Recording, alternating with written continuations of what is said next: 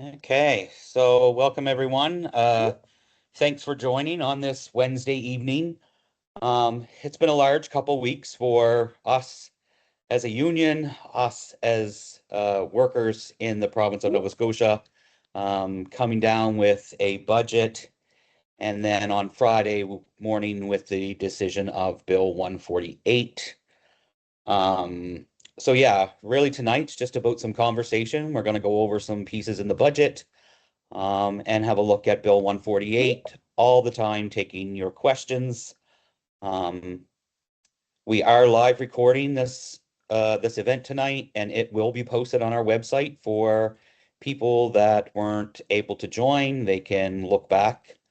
Um, if you do have questions after the fact, after the webinar is over, please reach out, and we will get responses to you. So I will send it back over to Govin and we'll do a round of introductions on who's looking after the call tonight. So as if you don't, everyone doesn't know, I'm Alan Linkletter. I'm your president of CUPE Nova Scotia. Thanks, Alan. I'm Govin Rao. I work as your political action coordinator, and I'll be doing the second part of tonight's presentation on Bill 148, and I'll throw it to Laura.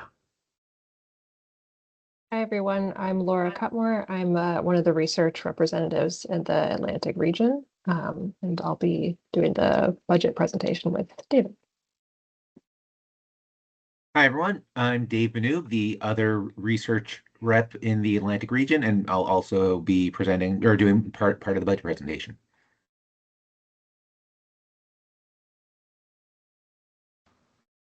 Very good. Okay, so let's dive right in. Okay, I'm just gonna work on sharing my screen.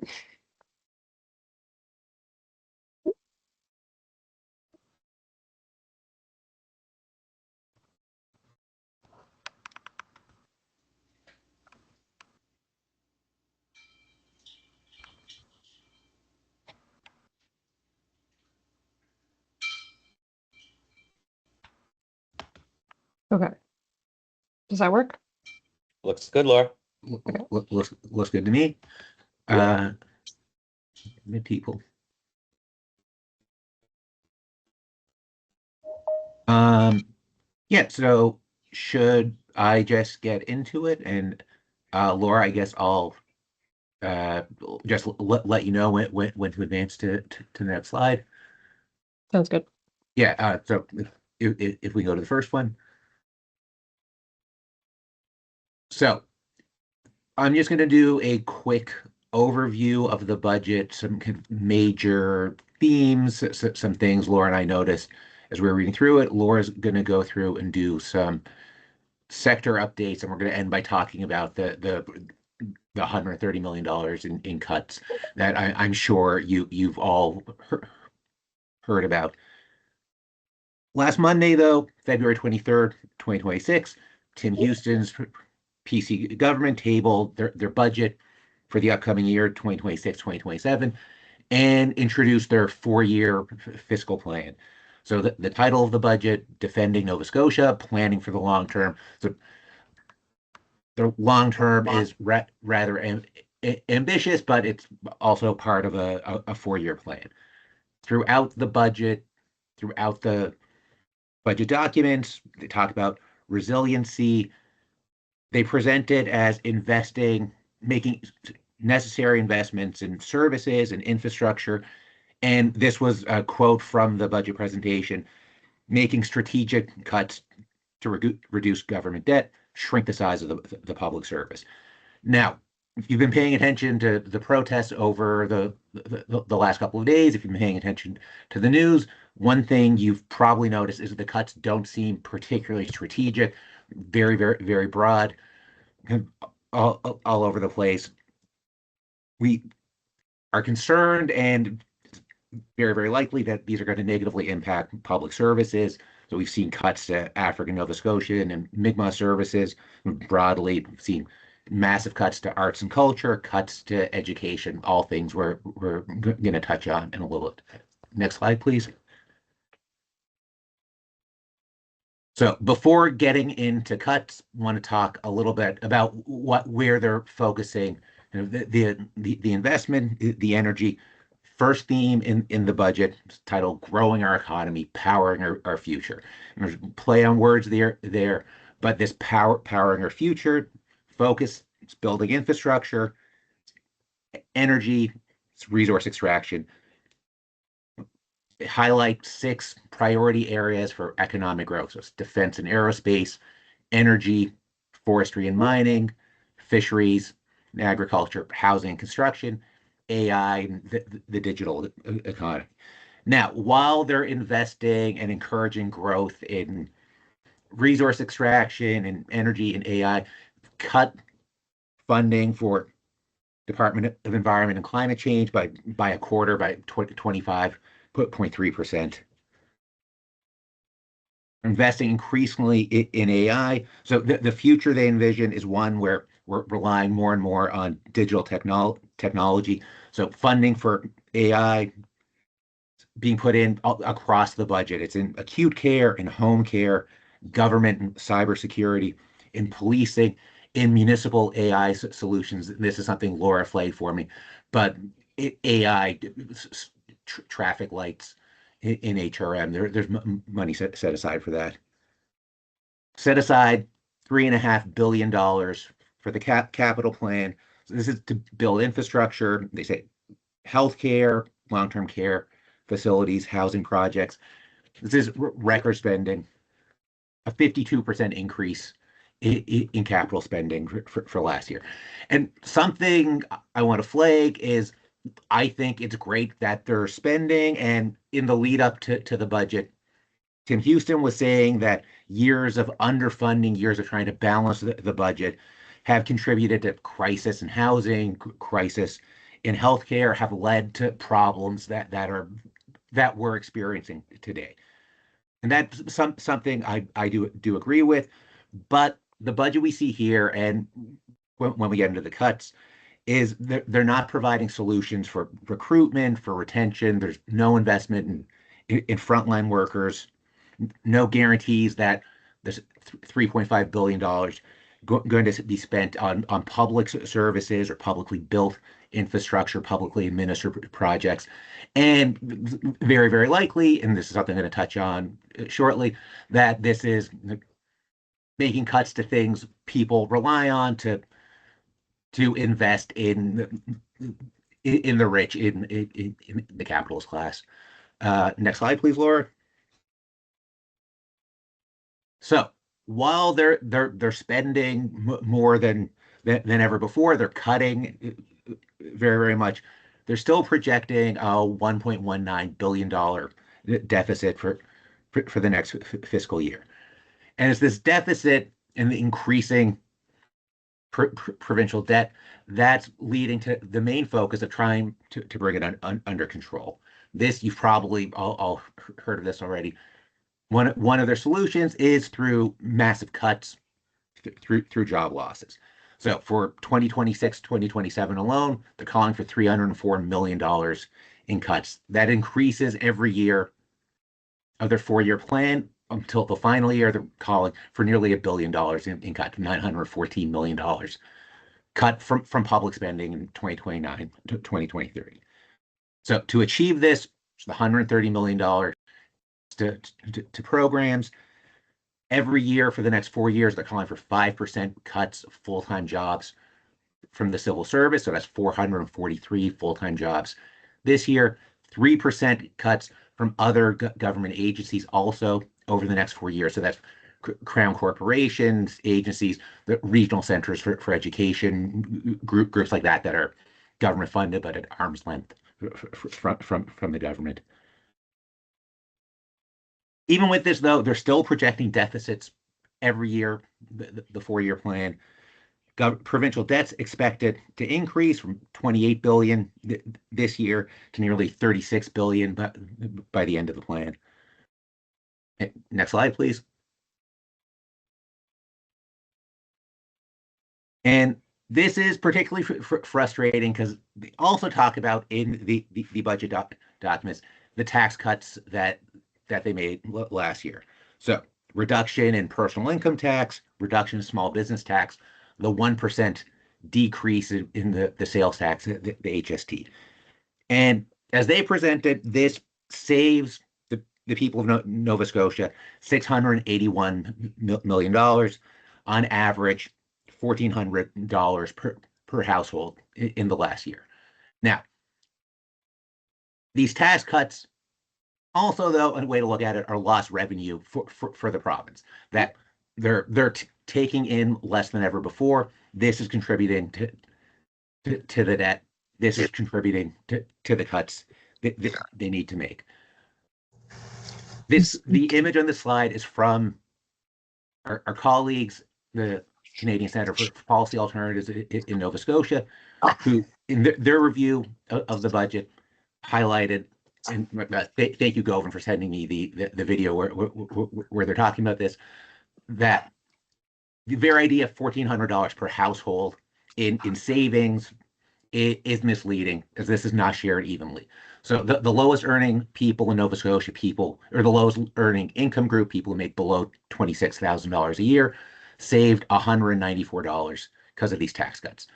The richest people in Nova Scotia, those making over $209,000 a year, saved $2,234. So 11 times what the lowest earners made. So these are not benefiting people evenly. They're overwhelmingly benefiting those at the top of the earning scale, and they're costing the government money. So the 1% HST reduction last year cost the province $309 million. If you remember a couple of slides ago, they're trying to cut $304 million from the budget this year. That 1% tax would have paid for that. That's also a regressive tax. So the people who benefit from it the most are the people who are spending the most, who are consuming the most. So again, those people struggling to survive are just not buying as much, not benefiting as much from that 1% tax.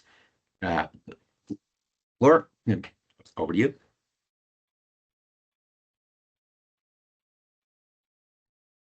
Could I actually get you to share the presentation now, David? Because I have not figured out how to look at my notes while also sharing.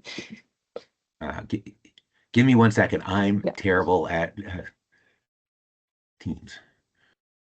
Just the share button up there. Yeah, I've got PowerPoint Live. Is this in some sort of weird presenter mode, or? Nope. Looks normal. All right, great. Okay, great. Thank you. Okay, so to understand how this budget will affect CUPE members, we can look at the budget expenses by sector. So this pie chart here shows a breakdown of the budget expenses by department, highlighting the departments that fund our sectors. And this distribution shows us government priorities. So, for example, you can see that over a third of the budget is going towards healthcare, for example. And on the next slide, we have a chart that shows the total amount each department has been allocated in this budget and how much that amount increased or decreased from last year's budget. And I'll just go through each of these briefly to highlight a few things. I know this is a lot of numbers and information, so if there are questions after about anything, just let me know. So for advanced education, which is our post-secondary sector, they received a 25.9% cut from last year. However, most of this is because the Nova Scotia Community College, NSCC, was moved out of advanced education and into the Department of Labor, Skills and Immigration. Without the NSCC budget line, the Department of Advanced Education received a 1.5% increase, though this is actually, in reality, a slight cut as it does not keep up with inflation. The Department of Education and Early Childhood Development obviously encompasses our sectors of education and childcare. And the department as a whole, it saw an increase of 5.2% from last year. And as Dave mentioned earlier, we have been informed that the regional centers for education are part of that 3% reductions that have been called for from the government this year. But Local 5047 has been told that any layoffs should be in regional positions, not frontline. So this shouldn't affect our members as far as we know. And childcare, their particular line in the budget received a 0.35% decrease from last year. Moving on to health and wellness. This is our acute care sector. They received a 12.3% funding increase from last year. And they received several large funding announcements as well, but most of those funding announcements were around infrastructure and technology, such as the $1.2 billion for the Halifax Infirmary Expansion Project and the CBRM Healthcare Redevelopment Project, and over $230 million for the continued rollout of the One Patient, One Record system. The municipal department received a 14.2% budget cut from last year. And some of this is due to federally funded projects that have been completed, but some is also due to provincial cuts, which we will discuss more later. And we have also been told that the Western County Regional Library has been told that they're not receiving the bridge funding that they had forecasted, and that this could potentially lead to branch closures. But this local's rep, Martin, is already working with the local on this, and this is a good flag for anyone that if you also are have received any information about these funding cuts, how they might be affecting your local, to please also reach out to your rep or to us, so that we can work together on addressing these issues as they come up. For the Opportunities and Social Development Department, this is encompasses our sectors of community service and transition houses and housing.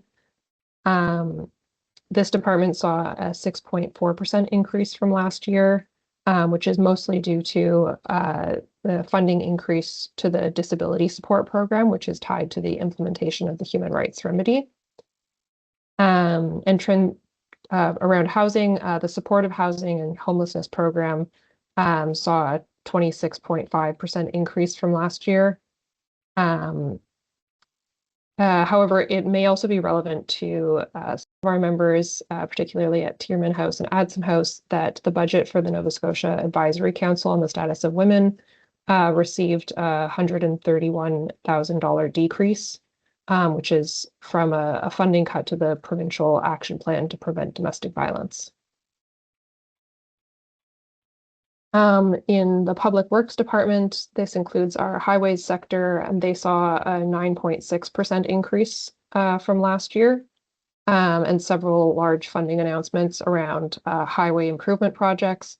However, there is no guarantees that this work will be kept public given recent contracting out and P3 construction projects.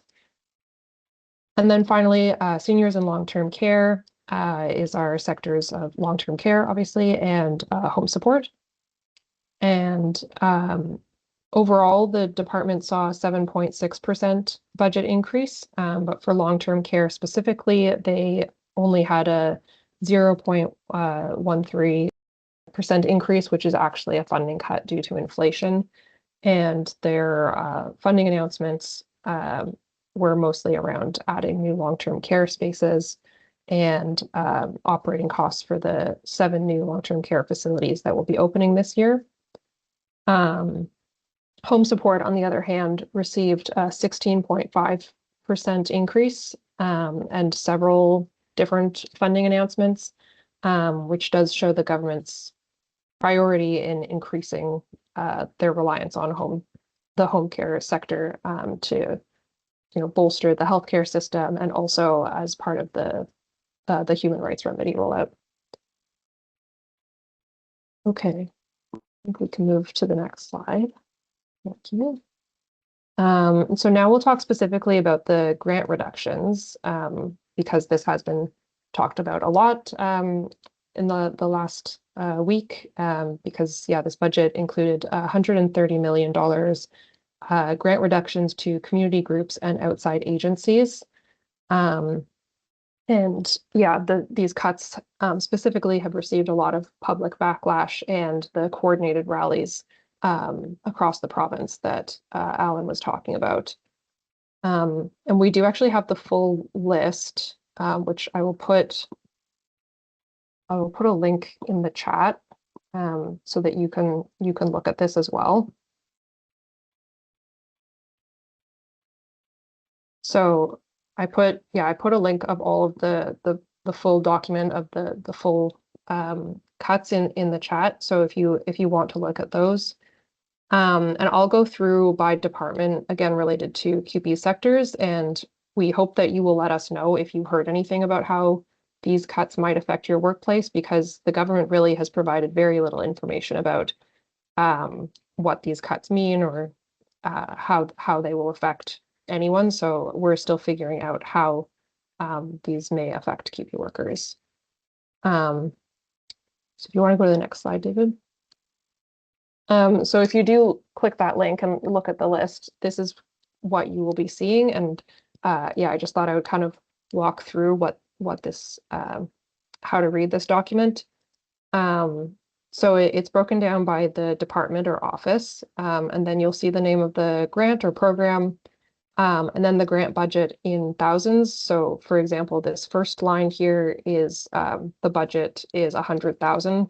So just add 3 zeros on the end of all these numbers.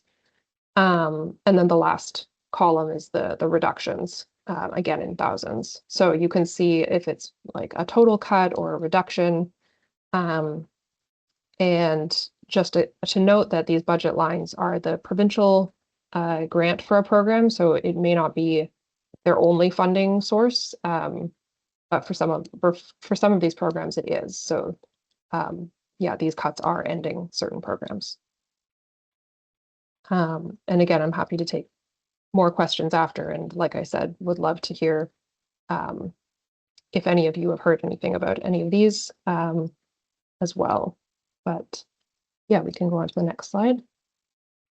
So for advanced education, they had $19.5 million cut from 24 different grants, almost all of which were 100% cuts.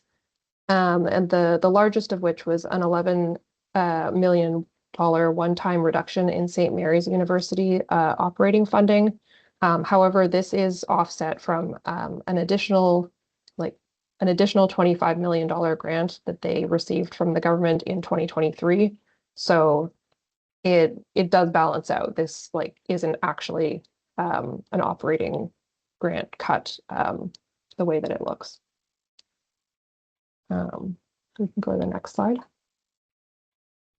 For education and early childhood development, they had $6.8 million cut from 41 different programs, including eliminating a $592,000 continuing education program for early childhood educators, and various other cuts, including Mi'kmaq services programs, staff development and support, inclusive education funding, and more. We can go to the next slide. Health and wellness had $2.9 million cut from 12 programs, which included Degajimuk, the health and wellness for Mi'kmaq communities program, diversity initiatives, public health programs, much more. And under this department as well includes the Office of Addictions and Mental Health and the Office of Healthcare Professionals Recruitment, which also received funding cuts. And the next slide. Under municipal affairs, they had $17.5 million cut from 4 programs, including flood risk infrastructure program and various capital and infrastructure development programs. And this CBC article here interviewed mayors across Nova Scotia about the cuts, and they talked about how these cuts will impact municipalities' ability to work on things like housing, water and wastewater, transit, libraries, and more. And then they also talked about how it's challenging for municipalities to make up for provincial funding cuts like this because municipalities, unlike the province, are not allowed to run deficit budgets. They have to balance their budgets. Okay, next slide. Opportunities and Social Development saw $24.2 million cut from 30 programs. These were all sorts of different programs, including disability supports programs, poverty reduction credits, special needs dental costs and bus passes, youth programming, parenting, foster parenting programs, and much more. I'll just quickly add, they're one of the departments most impacted by the 5% cut. Again, that's people working in the department, but I think 78 full-time positions are getting cut from them. That's a good point. Thank you. Public Works saw $1.9 million cut from 12 programs, which included things like transit and cycling programs. And then Seniors and Long-Term Care saw $7.7 million cut from 17 programs, which included infrastructure projects, caregivers benefit, community and volunteer programs, and more, including this dementia program in Liverpool that this CBC article highlights is already having to shut down because this funding was their only source of funding.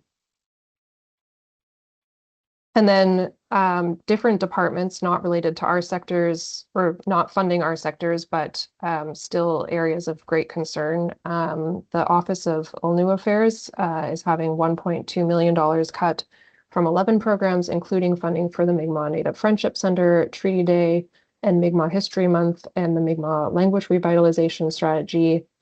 Environment and Climate Change is having over $5 million cut from climate change funding, including ending the Nova Scotia Climate Change Fund a year earlier than was planned. And in the Justice Department, over $100,000 are being cut from domestic violence courts in Halifax and Sydney and an Indigenous, Black, and Mi'kmaq justice program. And then the Communities, Culture, Tourism, and Heritage has a $14.3 million cut from 73 different programs, and funding for most creative industries will be down by at least 30%, which is very devastating for these industries. Labor, Skills, and Immigration sees $13.3 million being cut from various different co-op, internship, adult learning, and other employment programs. And the Office of Equity and Anti-Racism has over $120,000 in program grants and assistance being cut. So that's all we have for information, which is a lot. So yeah, I think we would be happy to take questions now. And again, if anyone has heard more information in their own sectors or workplaces about how any of these cuts or budget decisions will be affecting your workplace, we would love to hear about it and talk about it. So if you do have a question, just please raise your hand.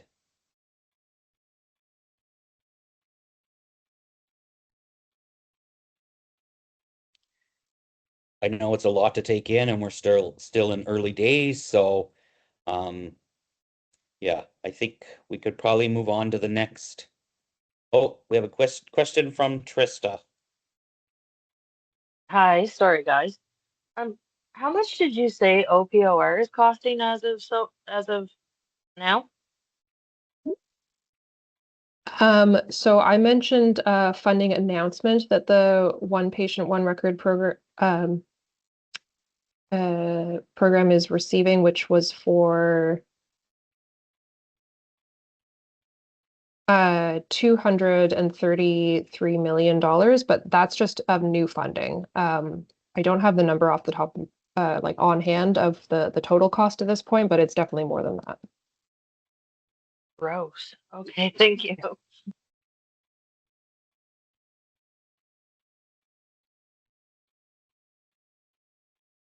No one else? If I could just jump in real quick, one thing that just popped to my mind as Laura was talking. So budgets are always about choices, about where government's priorities are or where they aren't. And I think like it's very clear from this budget, even though they are spending a lot, spending more than anyone ever before, that their priorities are not with workers, are not with frontline workers, not with their members, or not, I mean, certainly not even in communities in the province, that it's with industry, it's with tech, it's with people building things, but not the people kind of servicing those things once they're built. So true, Dave.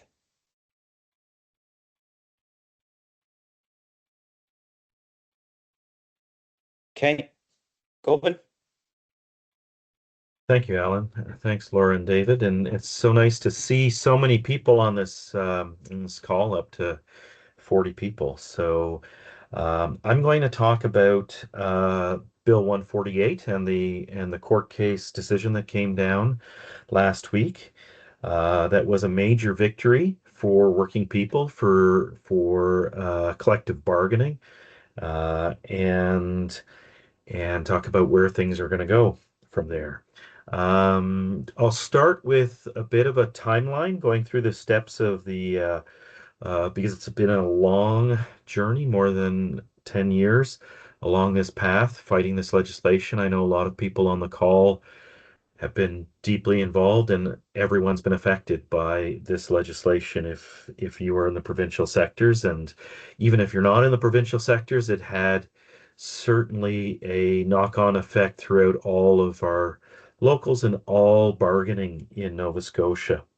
And I guess I'll just say that when I'm talking about this legislation and this court case, I'm going to talk about it in a layperson's kind of approach. I'm not a lawyer, and I'll talk about it in generalities. As certainly, if you have specific questions that need more, expert um, answers, we can certainly get those back to you. So if you do have questions, we can certainly bring them to our legal team and get questions back to you.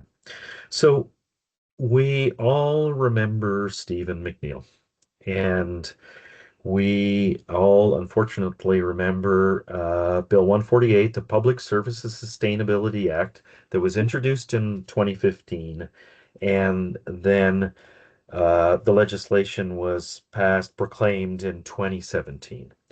And that legislation had a couple of key aspects. The biggest aspect was that it legislated a zero in 2015 as wage increase, or basically freeze, a zero in 2016, 1% in 2017, and 1.5% in 2018, and then just on the last day of that contract, that year contract, that'd be 0.5% added in 2019.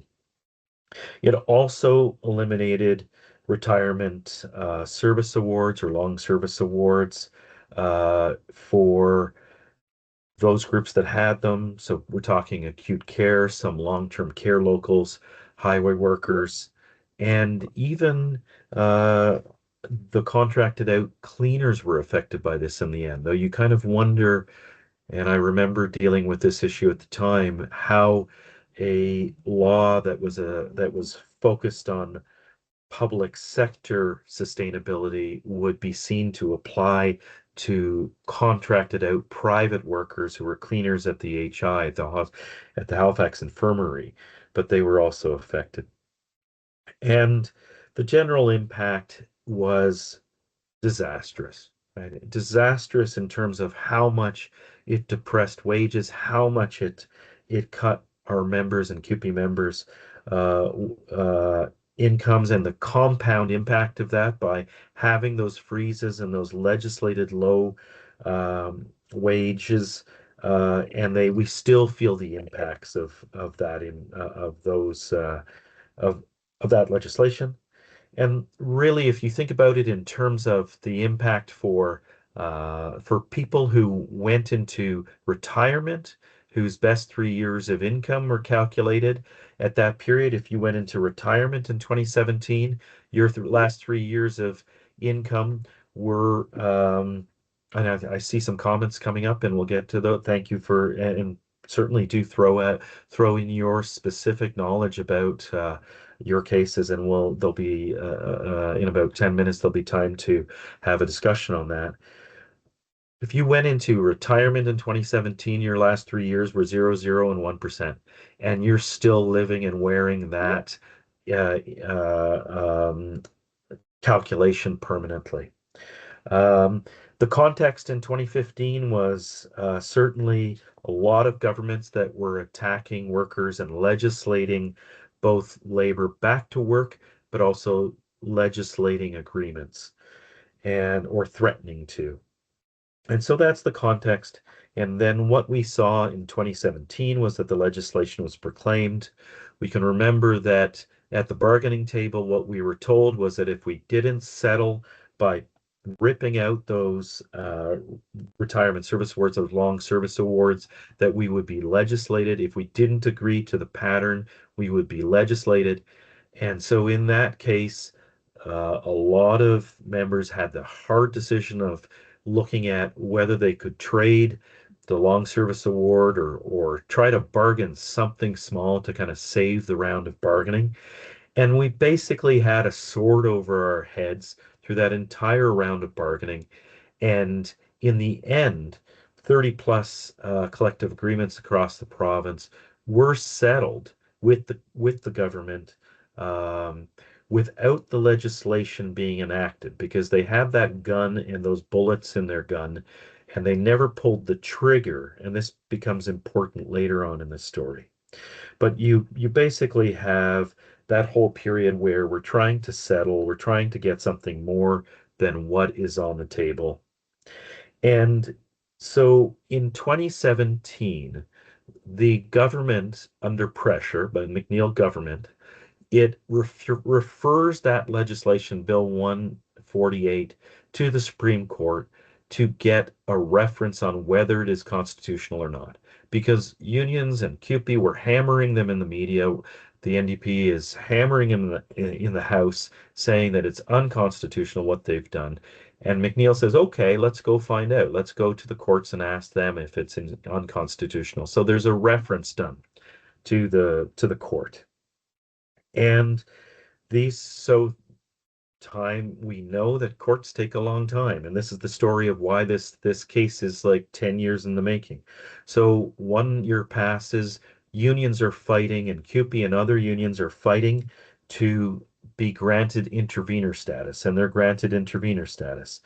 And then in 2019, once we're interveners in the case, we say we should be able to file evidence of the impact of this. You can't just decide on whether this law is unconstitutional without seeing the effects on the bargaining process, without seeing the effects on us. So we are making this argument for a long time, and there's lots of affidavits filed and lots of legwork done by our locals. And so what happens then is that we get into a court case in 2020 where we're saying, okay, we need to be able to file evidence. The government is saying we can't file evidence. At that point, we decide, the unions decide, CUPE and other unions, for NSGU, so on and so forth, everyone affected by this. We decide to start our own court case because we're not satisfied, and we don't think that the reference filed by the government it makes sense or defends our members' interests enough. We want to have our own court case that says we're challenging the constitutionality, and we want to present our evidence. So we bring that forward, and the courts say, we already have a court case that we're looking at, so we're going to put your court case on ice. So we have a union challenge to the legislation that's now on ice, while the government's reference, McNeil's reference to the Supreme Court, is working through the process. So in 2022, finally, after lots of arguments about whether whether we can provide evidence and whether it's constitutional. And the government, of course, submits 16 volumes of evidence showing that it's poor and these are the reasons why it can't actually fund collective agreements, while saying that we can't submit any evidence. Finally, after all of this time, after 5 years, this is one of the key points in this story, is in 2022, the court decides that it it can't make a decision on this issue because it doesn't have the evidence, which is what we've been saying, that the court needs evidence. But the court says that generally, in a case that is a constitutional reference, it can't look at really detailed evidence. But this is the really interesting part of it, or it's not interesting, it's kind of tragic. The court says that because the legislation never was applied to any bargaining unit, because we had these guns to our heads where we had to settle, and we made the tough decision of like, okay, let's settle on this shit uh, uh, pattern, so our members will at least get some increases while we file the court cases and try to get it overturned. Because we did, in the end, settle, and the legislation was never used to force that pattern, the legislation was never used to actually pull long service awards out. The court then said, we have nothing to kind of rule on because the legislation has never really been used. And that's crazy, right? Like, I mean, we understood, so we understood that like if you have a gun but you don't pull the trigger, you're still having an effect with the legislation. But in any case, what happened was that the initial reference that the McNeil government brought was decided upon, and the decision was, we're not going to make a decision. So then what happens is the unions, CUPE, all of the unions then decide, what's our next step going to be? And we decide, and we enter into, at this point, of course, the government's changed, and Houston is in government, and he's run on, better labor relations, and he said that he wasn't a fan of 148. So we figure, okay, we maybe can have a negotiation with Houston, save the time of another court case, save the money of another court case, and get a settlement where we can get money and the repeal of 148 for our members. So the labor movement starts into negotiations with the Houston government. And for a period of time, we don't take our court case off ice and start to restart it. We think, okay, we'll give them a chance to settle. And so this is in 2022, 2023. There's discussions about settlement, and the government is only offering $1,000 per person. And to put that in perspective, just the long service award loss over 10 years is up around $15,000 to $17,000 per member. And then that's not even taking into account how much the difference would have been if we were even going to bargain for inflation and the compounding of our wages. I and other researchers at the time, Mary Dan, we were doing the calculations, and the impact on our members was literally in the tens of thousands of dollars. So our recommendation, and the CUPE Nova Scotia president at the time, Nan McFadgen, played a big role in the discussions at the Federation of Labor, and CUPE's position was, we're not going to sell our rights for $1,000. Let's go and let's bring this court case back to the courts. Let's take it off of ice and let's fight it. And there's principle here that our rights were violated and there was an impact of that, and we're not going to sell our members short. And so the court case then is reinstated in 2023. The filings are going back and forth. And at this time, we're able to bring evidence, and we bring a huge amount of evidence that shows the impact on our members of this legislation and how it impacted our ability to freely bargain. And that brings us then to 2026 last Friday, where the court decision finally came down, where Bill 148 was declared unconstitutional, and that the court found that it had violated our charter rights to a process of good faith collective bargaining, that the imposition of wage restraint, wage freezes, and the elimination of service awards substantially interfered with collective bargaining, contrary to the charter, and it violated the government's duty to consult and negotiate in good faith. And the final thing that I'd say about that is that the the court then found that the government that they were going to suspend um, the the court was going to give the unions and the government a year to negotiate a settlement or to figure out what the resolution was going to be on this before the court is would impose its own. And so that's where we are. We're in a situation where the court has basically ruled that Bill 148 never happened because or was illegal, that McNeil broke the law. That Bill 148 was an illegal law, and now we finally get the opportunity to force the current government, the Houston government, to repeal Bill 148 and make things right. Our workers' rights were violated, and he should make things right. And so to conclude, I just like so that's the timeline and that's the story, and it's a crazy story of the continuing power of labor to be able to push on something. It's like water on a stone. And I've always thought, and you might actually realize this in your own locals where you have grievances that you file, and regardless if your steward changes or the president changes or the entire executive changes, that you have a grievance that you file, and the process, the institution of the union, the power of the union as an institution continues the process forward. And in this case, when I think about it, I mean, I was involved in this case right from the beginning in 2017 as a servicing rep. But if I think of all of the people, Jackie Bramwell, Colleen Reynolds, Peter Baxter, Wander Power, Nan McFadgen, and Susan Cohn, who was our lawyer who really was pressing and contributing to the strategy.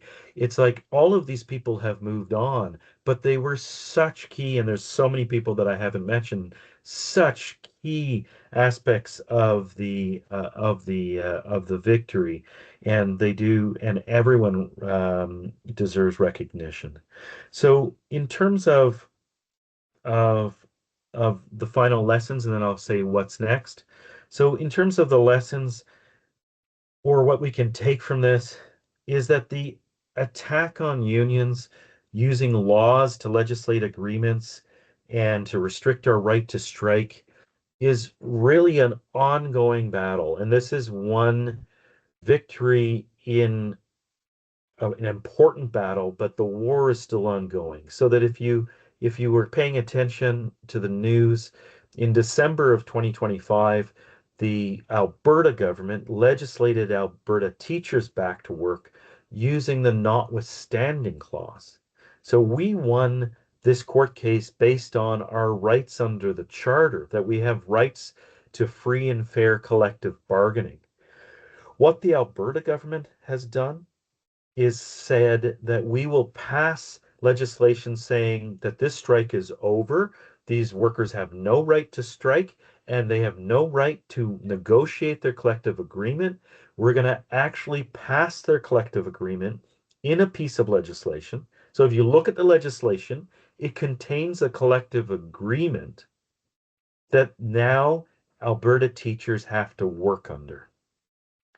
And this is very similar to what happened in Ontario a couple of years back with CUPE school board workers, where also the Ford government passed legislation and imposing a collective agreement. and invoking the notwithstanding clause. And what we had there was CUPE workers, each one of them, CUPE members, risking a $5,000 fine each individually per day that they were illegally on strike, and they continued to remain on strike, and they defeated the government and the government pulled back on that legislation. And so I think that the lesson is that in some cases, like this one, we've been able to win big victories in the courts using the law. Now it's the question of what we do with it and what we press for.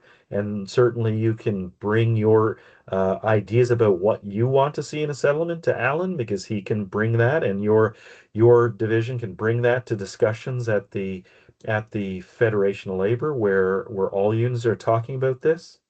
But it's also clear that in other cases, mass mobilization has defeated laws like Bill 148 in Ontario. In other cases, like in Alberta, where there wasn't mass mobilization, we just were defeated. And there's nothing we can do about it because the government passed a law where there isn't even a basis for unions in Alberta, for the teachers union, to challenge their legislation. So there isn't even an avenue in the courts. And so what next? What next is that we have a year of negotiations that CUPE, as CUPE National and as your reps and as the staff side of the organization, together with the division and Alan and your board, uh, will be discussing this. And of course, it's very much about the sectors that were most impacted, those sectors that were directly impacted by Bill 148. And so I think that I encourage you to take a look at the decision. If it hasn't been sent out through the servicing reps, it will be soon, or we can get it posted on the website. It's a long decision. I don't, but it's like 150 pages. But I mean, of course, some people I always kind of read the summary and the conclusion, and usually you can make some sense out of that. Um, but I guess it's ongoing discussions right now, and it starts actually right now, which is why Alan had suggested that we have this discussion. So that's the presentation on Bill 148, and it really made for a good end of a pretty bad week with the budget. So look forward to the discussion. Any questions that I can answer. So you can either raise your hand or type your question in the chat. There is one question in the chat, Govin, Okay. from 3890. Yeah. Okay, so 3890 says the educational local had a small payout of up to 2 weeks sick time in their CA. And so was that that's for our comrade McKay. Like, so was that if you want to add in the chat, or unmute yourself. Oh, it's just a statement. Okay. So, and was that removed from the collective agreement? It was your retirement award. I see. So banking sick. So if you retired with your sick time bank, you actually got it as a retirement award. Now, do you still have that in 3890 in your collective agreement? Yeah. Yes, paid out to those who it was paid out to those who qualified at the time, and so it's not clear to me whether it still existed. But those sorts of um, uh, awards, I hope that you still have it in your collective agreement. You can put to the still in agreement. Good. So we have another question from Steve Joy. Should we jump to them? Alan. Okay. Go ahead, Steve.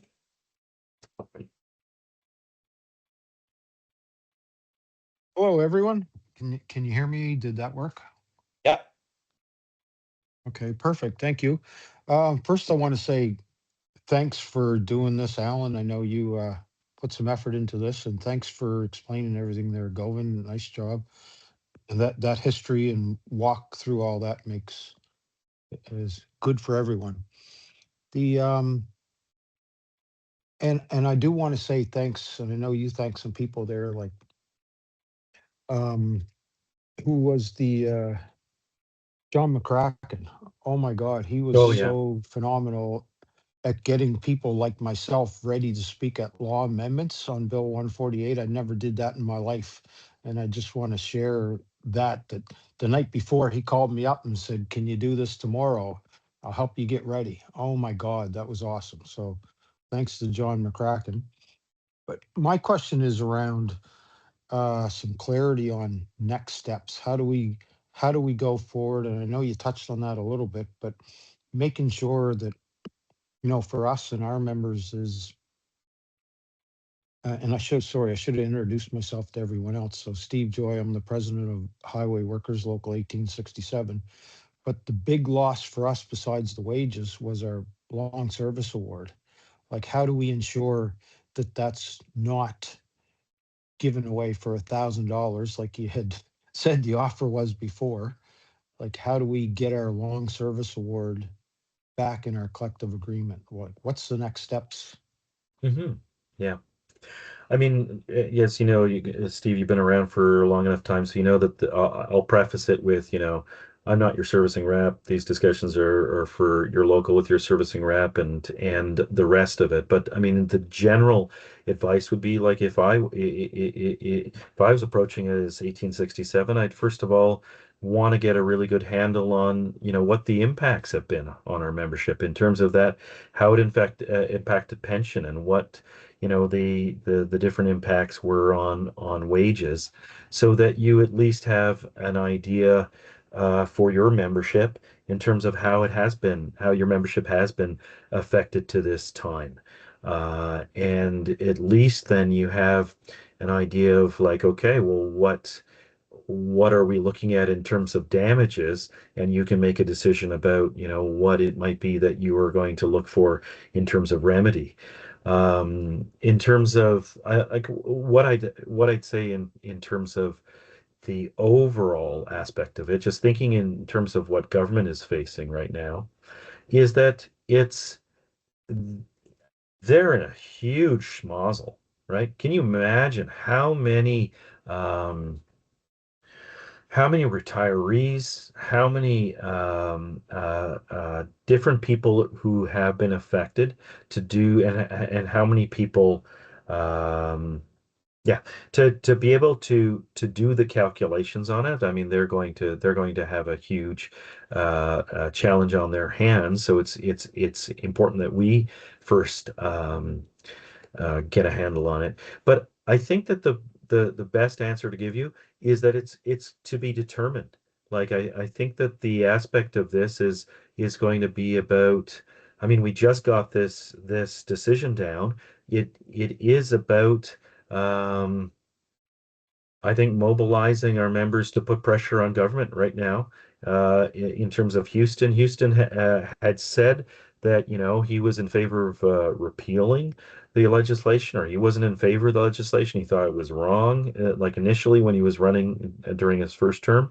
I think that the question is, right now, the question is whether the government is going to decide to appeal the decision. Are they going to continue to fight this and drag this out longer and spend more money, throw more uh, good money after bad? And so there is here in I guess that was an important piece that I appreciate your question, because it actually brought the answer that right now, actually, we're waiting to see whether the government is going to appeal it. So the ruling said that there's a year to negotiate, but if the government's ignoring that and they want to keep appealing it, which unfortunately we think is probably pretty likely, that they're just going to keep dragging this out, because if they can keep dragging it out, then it's someone else's problem, maybe, right? But I guess if you and your members from 1867 want to learn more about this, I mean, we can talk about getting more information out to members and letting them know about the decision. And this is just a start. This is just 5 days after, and Alan was jumping on it. And so, if there's things that you think that are going to be useful for your members, let us know. Okay, great. Thanks for that. I know I have lots more questions, but I'm not going to hog all the airtime, and we'll But you talk can come further. back. Thank Yeah, you. but you can come back at the end. Yeah, thanks. Thanks. Anyone else with any questions? So I can sort of give a little update on what I know so far, which is not a lot. Like I said, we're 5 days into this now, still pretty new. The Federation of Labor does meet tomorrow morning, where this is first and on our agenda to talk about. So the commitment from division back to our locals is that we will provide feedback, and I don't see anything wrong with us throwing together another Teams meeting and doing another invite. If locals still have questions, or if there is a major update, then we'll send it out our usual email and all the social medias. But it's nice to have a Zoom call or a Teams meeting every once in a while just to ground everybody again. So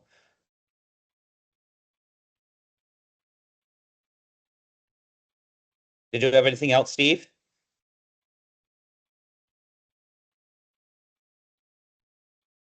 Yes, and actually, you just answered a question I had, Alan. Thank you for that. I was going to ask if there's going to be, like, what does future communication look like with the Federation of Labor, because they led the charge on this, so to speak.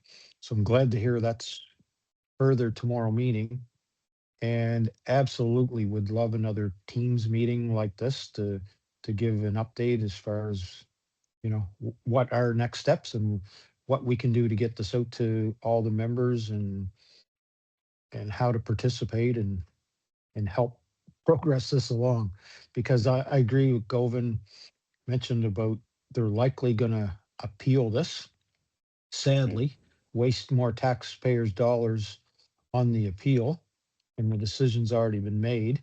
And I guess I'm scared to ask this question because I think I know the answer, but if they do appeal it and they're successful in that appeal, does that go to the Supreme Court of Canada?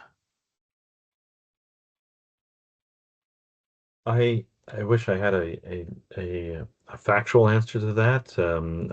I'd assume so, right? I mean, like if but what we did hear from the legal people involved was that it was a pretty substantial victory, and that the appeal would have to be on some basis that was like overlooked. And so I think I'm not out of line saying that, generally the feeling is that an appeal, hopefully, would not be successful, but it's about just kind of delay. And so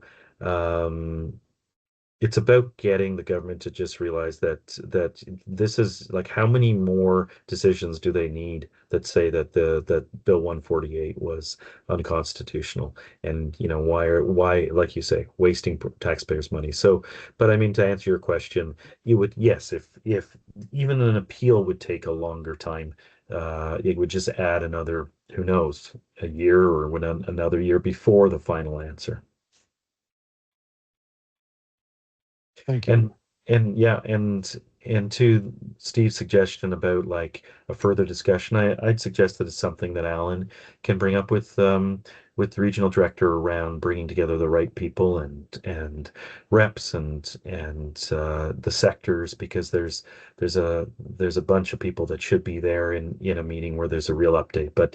And I'm sure that's on the table. I'm sure that's in the planning. We just wanted to get out this educational event. This is kind of in our CUPE education kind of column, rather than in our servicing column. So the servicing stuff, I'm sure, is coming along, but Alan can certainly carry that to the regional director, I'm sure. Yeah, this was really good. We have another question from Kathy. Go ahead, Kath.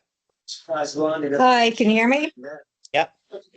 So my question is, if there's no appeal, let's say, and things go forward, what is the end goal? Are you looking at like a lump sum for each member at that time?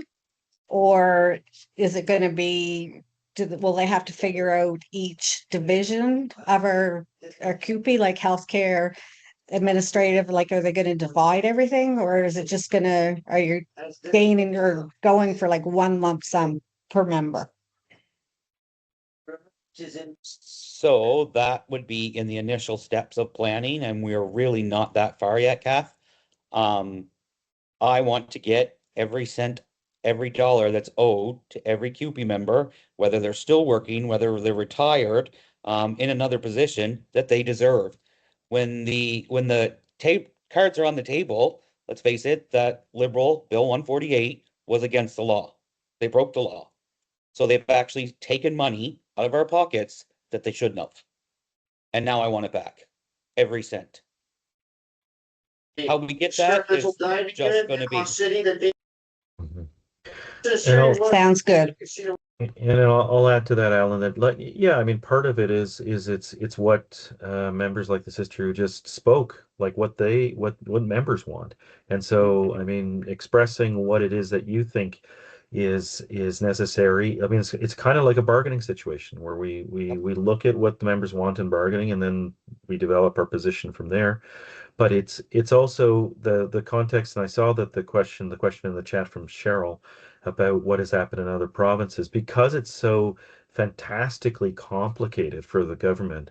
There is like an incentive for them to try to go to some sort of simplified, situational lump sum, and that's in Ontario, where a law that uh, uh, uh, legislated a pattern on CUPE's school board and the teachers in Ontario. It ended up being different, a lump sum settlement of X thousands of dollars for every member who was affected in that situation, and that was back uh, actually I think in 2013.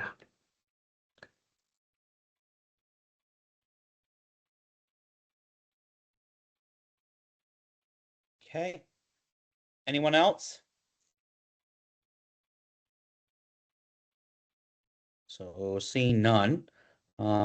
So thank you to Laura and Dave and Govan for all your hard work in putting this together on really such quite short notice.